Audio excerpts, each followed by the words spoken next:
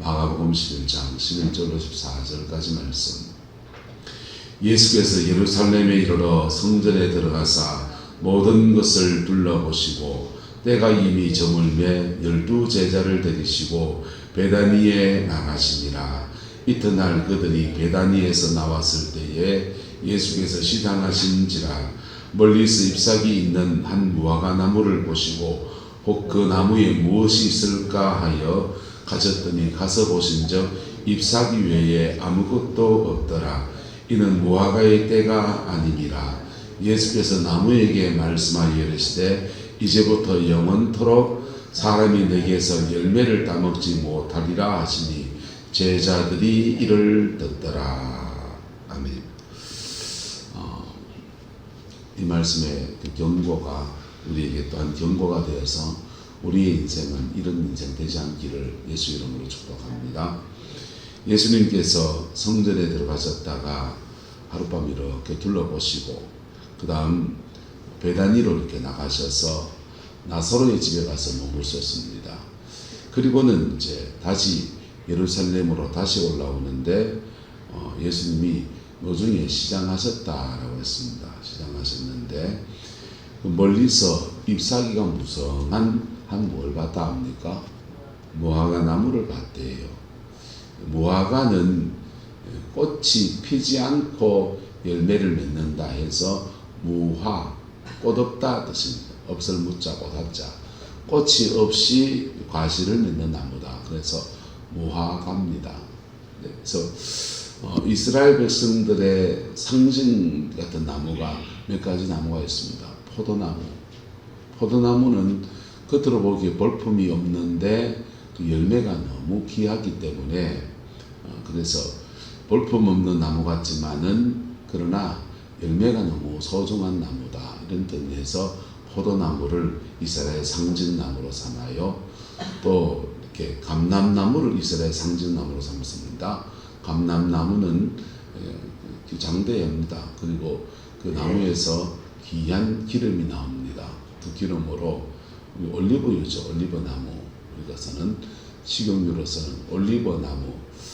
그 올리브나무는 그 귀한 기름을 내는데 그게 첫 번째 짜내고 두 번째, 세 번째 이게 품질이 달라요. 올리브나무의 최극상품 식용유 그 기름을 가지고서 성전에서 쓰는 기름으로 사용합니다. 사람들한테 기름을 붓는다 할 때 상징물로 이제 성령의 기름을 상징하는 것으로 올리브 나무를 사용합니다.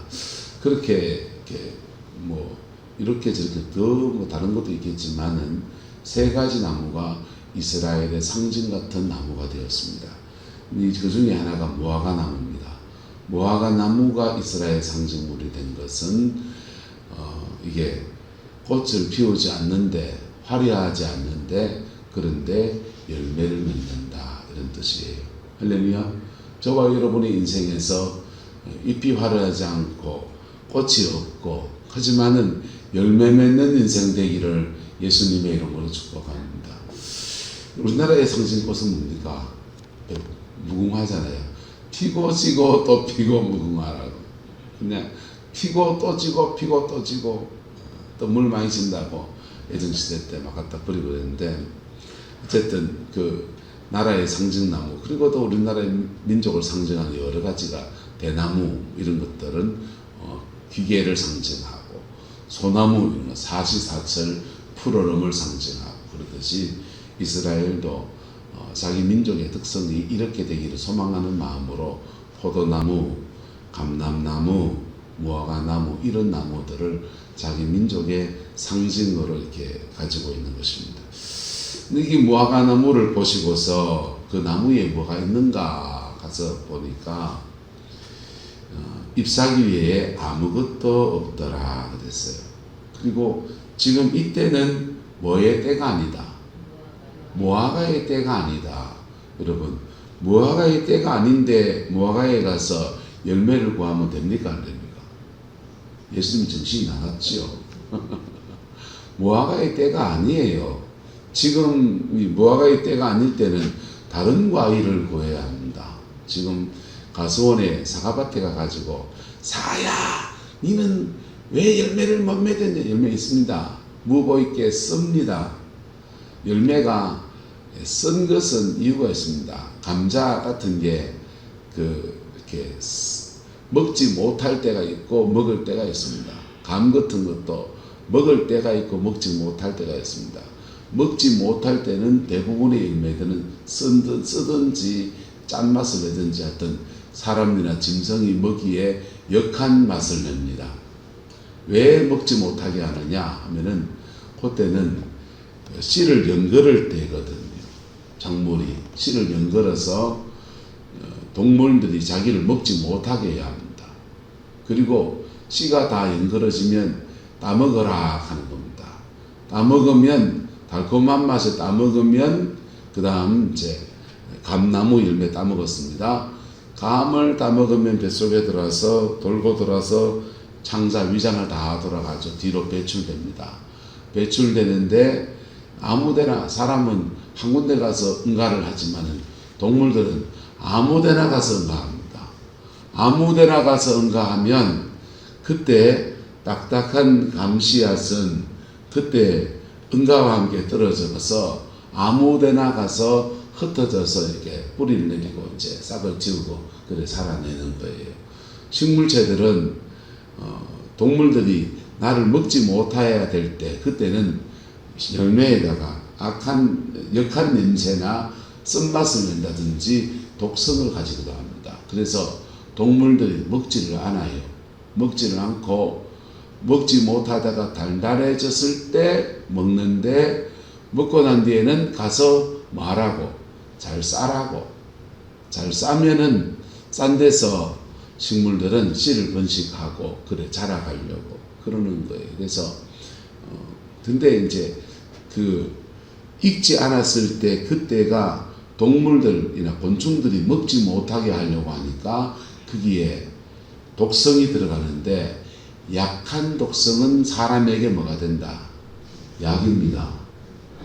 그래서 그런지 모르겠지만 개복숭아나 매실 같은 것을 풋사과일 때, 풋과일일 때 그것을 설탕에다 재서 액을 내는 것 아닌가? 제 생각입니다. 검증된 건 없어요. 푹 익었을 때보다 약성이 있습니다. 곤충들이나 동물들이 먹지 못하게 하려고 약한 약성을 띠는데 그게 사람에게는 뭐다? 약이거든요.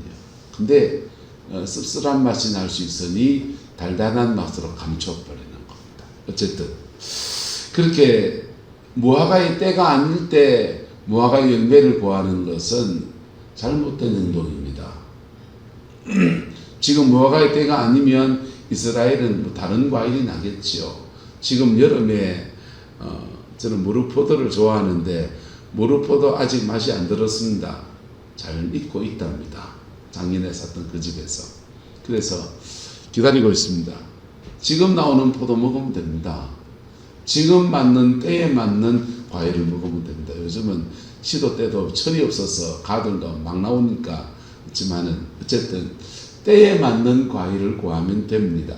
그런데 주님이 아주 독한 마음을 먹으셨는지 이 때에 안 돼서 열매 없는 이 무화과 입장에서 당연한 얘기입니다.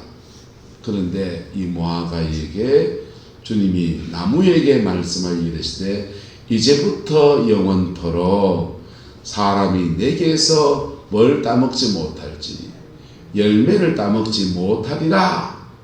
지금 악담을 지금 퍼부어댄 겁니다. 그랬더니 그 무화과 나무가 그 다음날 올라갈 때 보니까 바싹 말라버린 거예요. 주님이 저주했거든. 주님이 저주했더니 열매를 따먹지 못하리라 그랬는데 그 말씀이 무화과에게 이루어져서 그 다음날 되니까 그 무화과가 바싹 말라버렸다. 자, 주님이 지금 독하지요.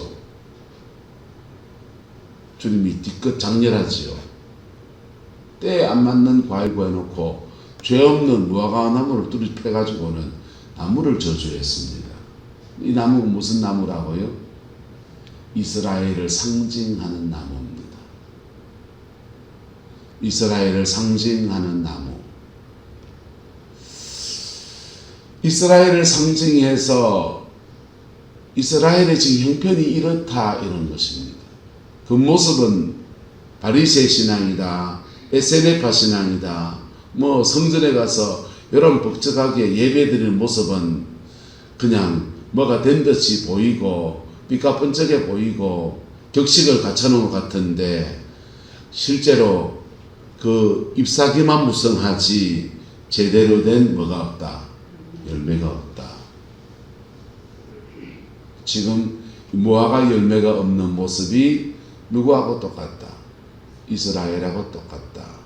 하나님은 이 이스라엘이 제사장 나라가 되고 하나님의 복음의 능력을 나누는 은총의 나라가 되게 하기 위해서 말씀을 주셨고, 그리고 가나안 땅에 축복도 주시기도 하고, 그리고 가나안 땅에 축복을 줬더니 너부러지니까 하나님이 연단을 줘서 일곱 족속, 가나안의 일곱 족속에게 이리저리 공격받기도 하시다가 다윗의 영광의 때도 허락하셨다가, 그리고는 바벨론 땅에 끌려가서 완전히 개고생 같은 70년의 세월도 보내기도 하셨다가 다시 돌아와서 고국에 와서 지내고 있는데, 그때 같은 영광을 주면 또 타락할 게 뻔하니까 하나님이 한따라서 조금 불안하게 하시는, 우리 한국 사회가 고도 성장을 한참을 했습니다. 그리고 88 올림픽을 기점으로 해서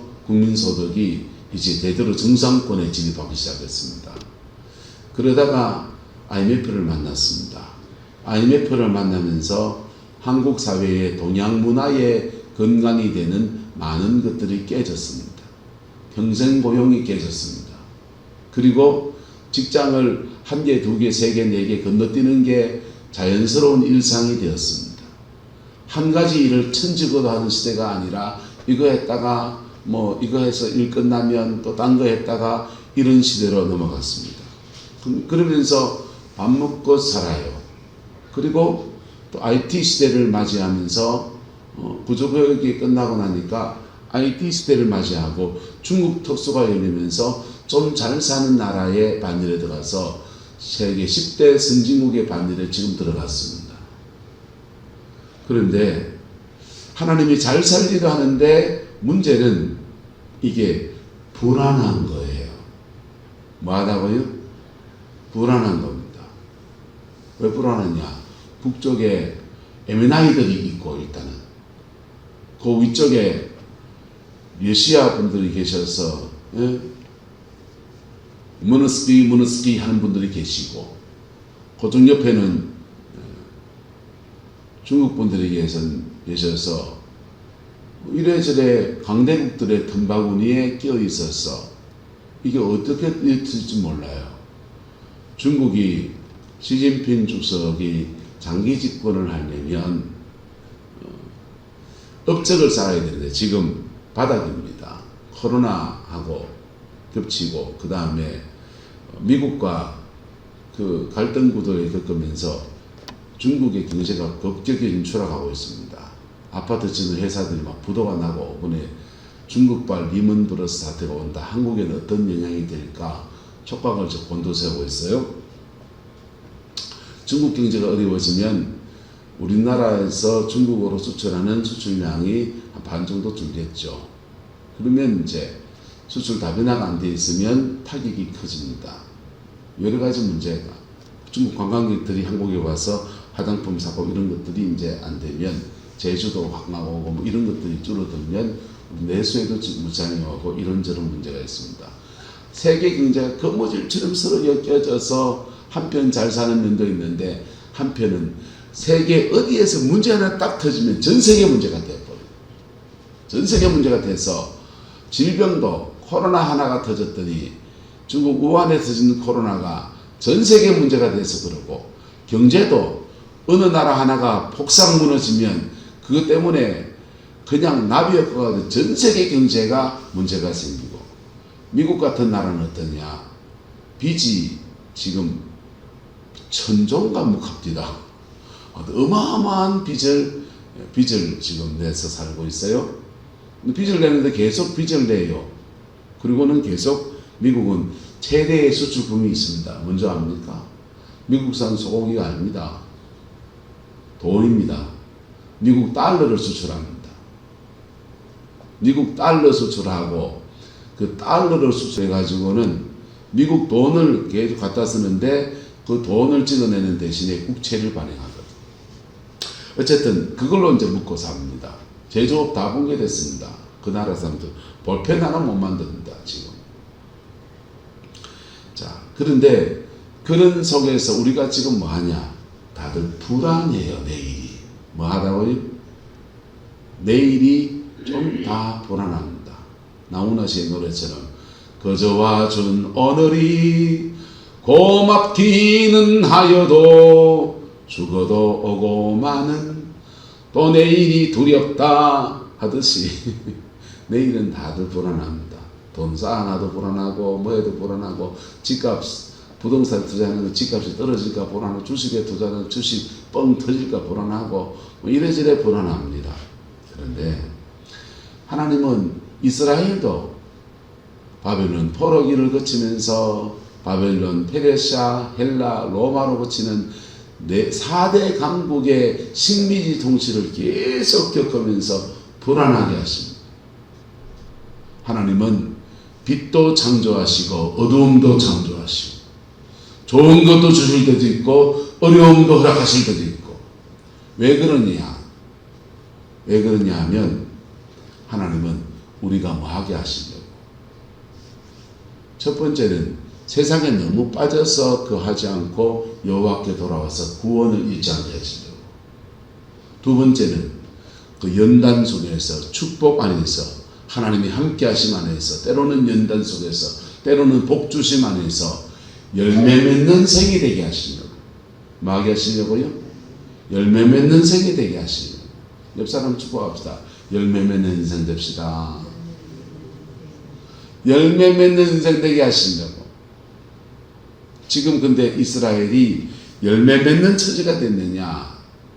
저거들끼리 4개의 당파로 나눠서 누가 더 잘 믿냐 싸우고 앉아 있는데 껍데기 까보면 다 껍데기밖에 없어요. 진짜 백이 본질적 신앙 안에서 딱 서 있는 것이 없어요. 그리고 자기들만 고난받으면서 똘똘똘똘 안으로 뭉치면서 이너서클이 형성돼 가지고 자기들만 잘 믿는다고 그러면서 제사장 나라가 되고 온 민족 속에 퍼져가서 제사장 나라가 되고 하나님의 선민, 택한 선민으로서 그 선민의 자부심을 가지고서 복음을 나누는 그런 사람들이 아니라 하나님을 믿는 신앙이 이스라엘 민족 신앙이 됐고 선민 신앙이 돼가지고 오래되어 있는 겁니다. 주님이 소망이 있다 없다? 없다. 소망이 없다. 그게 이스라엘의 처지입니다. 이게 무슨 모습이냐? 잎만무성한 무화과 나무와 비슷한 모습이에요. 그래서 주님이 이스라엘을 저주했습니까? 나무를 저주했습니까?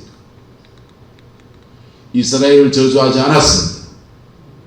주님은 이스라엘을 저주하지 않고 이스라엘의 상징물이 되는 나무를 저주했습니다.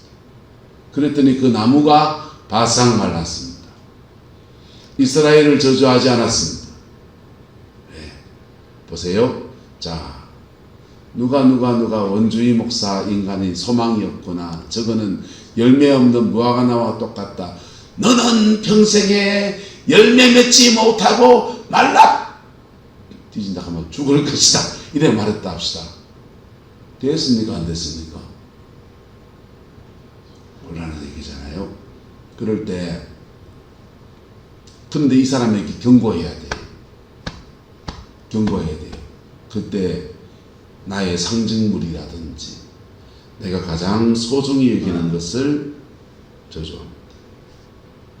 주님은 이스라엘을 상징하는 나무를 저주해서 이스라엘에게 경고하신 겁니다. 할렐루야. 이스라엘에게 뭐 하셨다? 경고하신 겁니다. 저 나무가 잎만 무성하고 열매를 맺지 못하더니 저렇게 말라졌구나. 우리도 그럴 수 있다 없다. 우리도 그럴 수 있다 라고 생각하고 깨달으면 우리는요 하나님 앞에 믿음을 선택하고 우리는 하나님 빛을 주신 하나님 앞에 감사하고 어두움을 허락하신 하나님의 때에 우리 자신을 정책하고 자신을 돌아보고 그리고 우리는 무슨 인생이 되고 열매 맺는 인생이 되고 할렐루야 저와 여러분의 남은 인생이 이 인생이 되기를 예수님의 이름으로 축복합니다. 신앙 안에서 연세가 드셔서 열매 있는 사람과 열매 없는 사람 확 달라집니다. 어쩔 수가 없습니다. 확 달라집니다. 젊은 날에는 공부 많이 한 사람이 부럽고 좀 더 지나고 40대 50대가 되면 돈 있는 사람들이 부럽습니다. 돈 없는 분들은 돈 있는 사람들을 주로 돈 있는 것들이라 합니다. 돈 없는 것들이 부럽습니다. 시기 질투하는 사실은 부러움입니다. 그런데 60이 되고 70이 되면 인격이 훌륭한 사람이 부럽습니다. 할렐루야. 인격이 훌륭한 사람이 부럽습니다. 그리고 더 넘어서면요. 그 안에서 인격이 훌륭한 사람들에게서는 뭐가 나오느냐. 따라합시다. 주님이 주신 열매가 있습니다. 열매가 있습니다. 직분 다 필요 없습니다. 장로 아니면 어떻습니까? 목사 아니면 어떻습니까? 네, 목사도 열매 없는 목사 세상에 대한민국의 천지입니다. 장로님도 마찬가지입니다. 진짜 신앙의 열매를 제대로 맺는 사람은 따로 있는 거예요. 할렐루야. 저와 여러분 안에 이 은혜가 부러지게 되기를 예수 이름으로 축복합니다. 열매 있는 사람은 세 가지 열매가 맺습니다. 한번 따라합시다. 내가 열매입니다. 내가 신앙 안에서 교회 안에 알곡이 있고 가라지 있고 축적이 있어요. 알곡돼야 됩니다. 쭉정이는 종자는 알곡이에요. 종자는 알곡인데 풍파 만나고 환란 만나고 이런저런 일들 속에서 알이 차야 될 게 너부러져 버리면 쭉정이 됩니다. 가라지 있습니다. 가라지는 씨가 달라요. 씨가 달라요. 유대 나라는 밀농사를 짓고 물이 많지 않은 나라는 밀농사를 짓고 물이 풍부한 나라는 쌀농사를 짓습니다. 물이 풍성하면 물기가 많은 데니까 피를 뽑아내도 됩니다. 쭉 뽑아내면 벼의 뿌리를 다치지 않고 뽑아낼 수 있습니다. 밀농사를 짓는 데는 이 자풀이 자라고 가라지가 자라면 뽑아낼 수 없습니다. 잘못 뽑아내다가 뭐까지 다칩니까? 곡식까지 다치기 때문에 못 뽑아냅니다. 그런데 알곡과 가라지는 완전히 다른 길을 걷는 거예요. 여러분 영혼이 하나님 앞에 알곡이 되기를 예수님의 이름으로 축복합니다. 교회 안에서 성령으로 거듭났는데 알이 안 찬 사람을 쭉정이라 하는 거예요. 쭉정이들은 열매는 없어요. 신앙의 열매가 없고 신앙의 인격이 안 나와요. 근데 본인의 체험은 선명합니다. 심지어 우리 성도님들 중에 천당 지옥을 갔다 온 분의 간증들을 제가 들었습니다. 그분의 삶은 본받고 싶지 않습니다. 신앙의 체험은 분명해서 신앙을 떠나지는 않는데 그리스도인으로서의 마땅히 살아야 될 삶의 태도들이 1도 없습니다. 그 사람들은 뭐다? 쭉정입니다. 연세가 드셔서 나이가 들었을 때 여러분 안에 예수 닮은 인격이 나오는 은혜가 있길 축복합니다. 여기 알곡입니다. 할렐루야. 알곡입니다. 가라지들은 지옥 갑니다. 거듭나지 않았기 때문에. 쭉정이들은 헷갈립니다. 오늘 죽으면 천국 가겠습니까? 목사님 모르겠어요 갑니다. 모르겠어요 갑니다. 모르겠어요 가는데 이분이 모르겠다는 말은 지옥 안 간단 말도 아니고 천국 간단 말도 천국 가기에는 자신이 없다 이 얘기예요. 왜 자신이 없냐? 쭉정이니까. 쭉정이니까. 자신이 살아온 삶으로 하나님 앞에 자신이 없으니까. 그래서 신앙을 다시 검문하고 회개도 시키고 그랬습니다만은 여러분 믿음으로 내가 믿음으로 살아가는 것에 대해서 하나님은 축복하셔 너는 알곡이다 하십니다. 할렐루야. 두 번째 신앙 안에서 맺어야 될 알곡이 된 사람은 자기 안에 뭐가 있냐? 성령이 주시는 아름다운 열매가 있는데 갈라디아서 말이에요. 내면의 열매를 사랑과 희락과 화평과 오래 참음과 자비와 양선과 충성과 온유와 절제. 할렐루야. 네. 5가지, 7가지 성경의 열매, 8가지 성경의 열매 하나씩 풀어드릴까? 사랑과 희락과 화평과 오래 참음과 자비와 양선과 온유와 틀릴 때 말하다 보니까 충성과 절제 어쨌든 9가지 성령의 열매가 자신의 영혼 안에 이렇게 맺어집니다. 그게 한마디로 말하면 예수님을 닮은 인격이에요. 할렐루야. 예수님을 닮은 인격이에요. 다 깡그러고 오래 참을 줄도 알고 사람 좀 기다려줄 줄도 알고 충성해서 성실하고 충성을 다르다 그랬습니다. 성실한 것은 이종화 시장처럼 살면 성실한 사람입니다. 예수 안 믿을 때도 저분은 저러셨습니다. 이종화 씨는 밭이 산만디에 있습니다.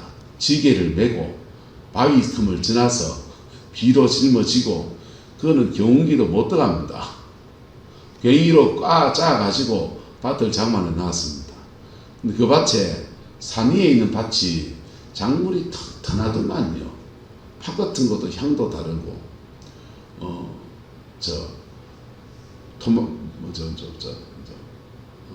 양파 같은 것도 쉽게 무너지지 않고 아주 뗀뗀하게 그냥 물 빠짐이 그냥 위치가 높으니까 물이 쫙 빠지니까 작물이 튼튼해가지고 저 집 배추나 저 집 파는 맛이 다릅니다.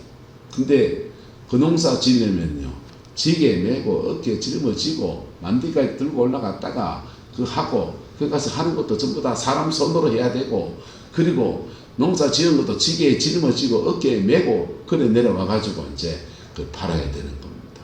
그걸 팔아서 파는데 죽도시에 새벽장 갑니다. 여름에는 그거 하고 겨울 되면은 여름에 수고해서 겨울에 좀 쉬자 농한기다 좀 쉬자 이러면 될 텐데 이분들은 그때는 과메기 합니다. 저는 오징어까지 했습니다.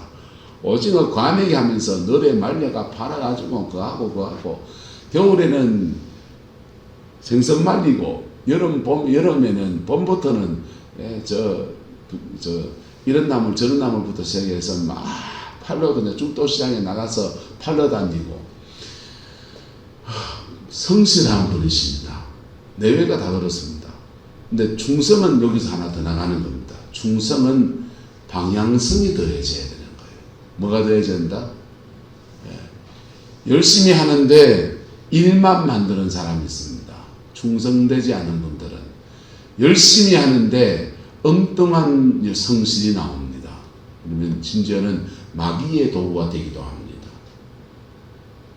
그러면서 나는 열심히 했다 그래요. 그게 자기를 일학하는 거예요. 주님이 보시기에 충성해야 하는 것입니다. 할렐루야. 이게 자기 내면 안에 이렇게 이루어질 때 내가 열매인 겁니다. 옆 사람 보고 당신이 열매입니다. 여러분 속에 예수 닮는 것들로 가득히 채워가기를 축복합니다. 성령이 도와주십니다. 뭐 하면 되냐? 뭐 찾아다닐 필요 없어요. 옆에 있는 사람 좀 참아주고, 3가지 한번 따라. 지금 하는 겁니다. 오늘, 지금, 그리고 가까운 사람한테. 내 가까운 사람한테 하는 겁니다. 내 가까운 사람과 어떻게 믿음으로 사람을 대하느냐, 신앙 안에. 그게 내 열매를 결정합니다.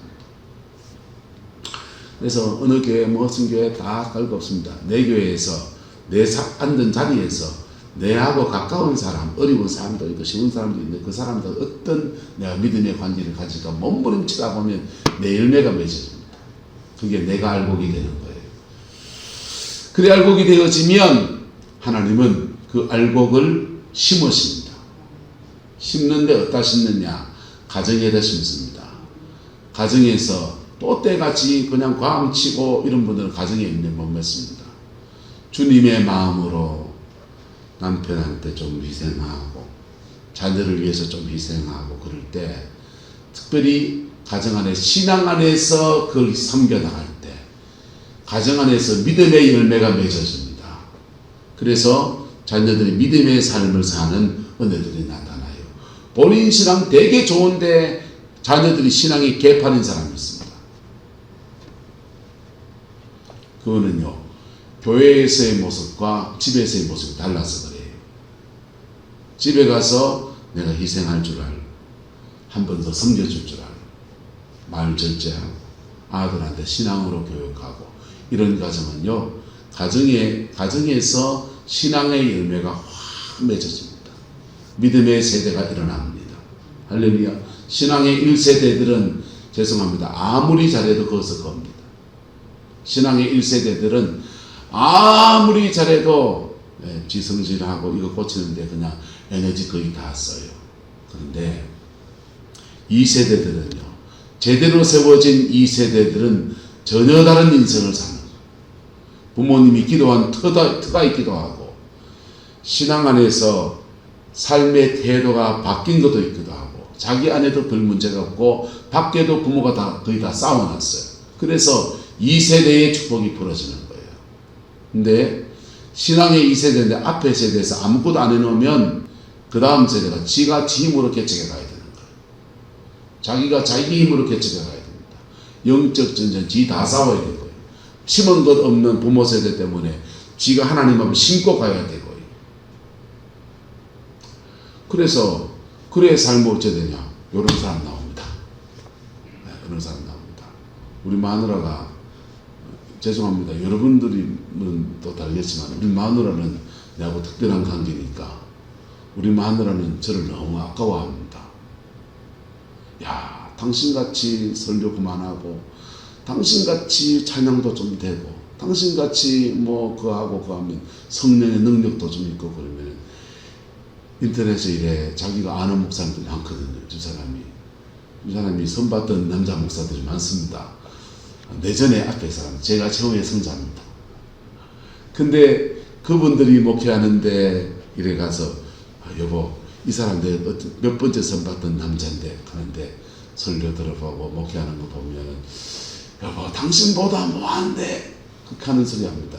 쓸데없는 소리 한다 그러지만은 속으로 말은 날 칭찬하는 혼자 하는 말이겠죠. 근데 왜 그러냐?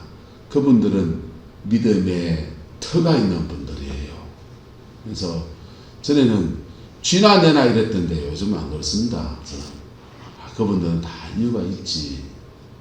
그분들은 다 이유가 있고 나는 그름저수이 밭에 가야지.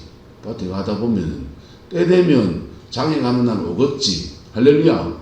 그래서 합니다. 그래서 이게 가정 안에서 열매 맺는 게 굉장히 중요합니다. 두 번째 의미는 가정의 열매입니다. 여러분의 자녀들이 신앙의 터에 제대로 서 있는가?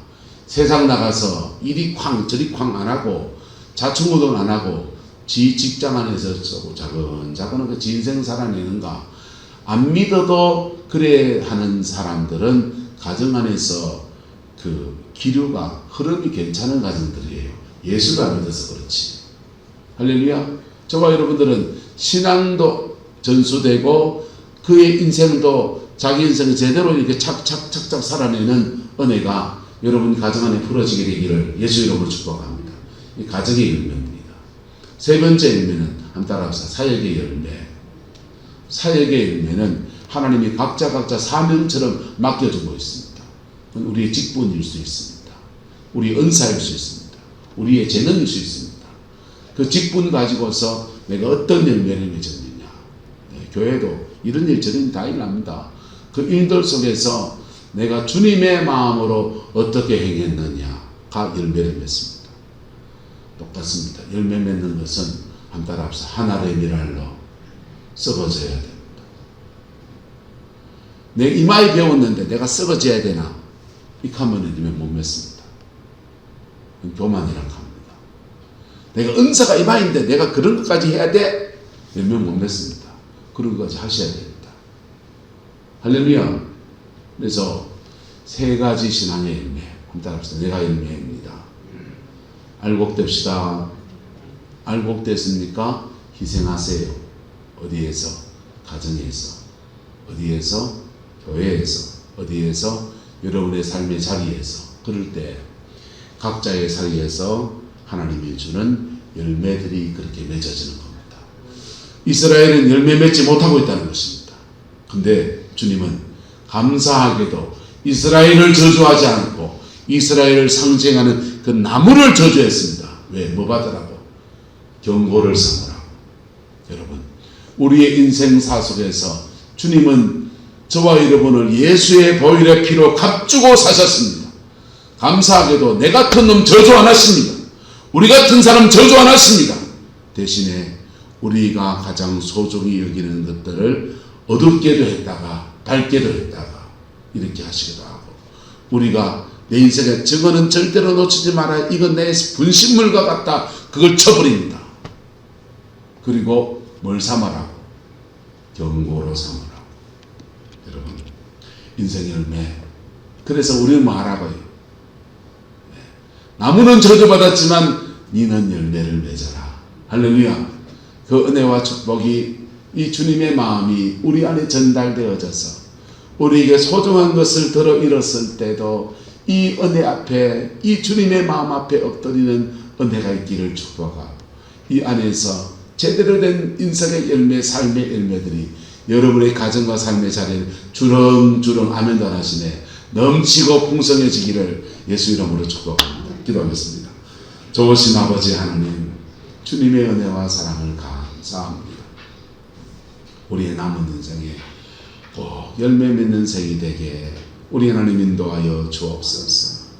복음의 열매를 맺게 하시고 삶의 열매를 맺게 하시고, 아버지 알곡이 되어서 내게 준 삶의 자리 안에서 썩어지는 하늘의 미랄로 아버지는 그 십자가의 길을 묵묵히 걷다가 부활의 영광처럼 다가오시는 아름다운 열매들로 가정 안에, 교회 안에 풍성하게 하옵소서. 아버지 하나님, 부족한 정도 늘 부족해서 내 신앙도 제대로 지키지 못할 때도 있고, 내 삶의 자리 안에, 내 사역의 자리 안에, 내 가정의 자리 안에서 제대로 된 열매를 맺지 못한 영역도 너무 많음을 고백합니다. 주님 회개하오니 은혜를 주시고 우리 성광교회의 복된 열매들로 가득하게 역사하여 주옵소서. 성광에 속한 모든 성도들은 다 천국 백성으로 구원받게 하시고 알곡되게 하옵소서. 주께서 함께해 주시기 원합니다. 성광의 성도들 중에 하나님의 말씀 앞에 순종하는 주의 백성들은 사단에게 이 좋은 것들을 빼앗기지 아니하고 가정의 열매, 삶의 열매 더욱더 풍성해지게 주님 축복하여 주옵소서. 성황에 속한 자녀들은 모두가 신앙의 사람이 되게 하시고 빛도 지으시고 어두움도 지으시는 하나님의 섭리 앞에 아버지 주께로 돌아와 구원의 사람이 되고, 그 하나님의 섭리 앞에 그들의 인생의 날개를 들고 그들의 인생을 살아내는 아름다운 은혜가 있게 축복하여 주옵소서.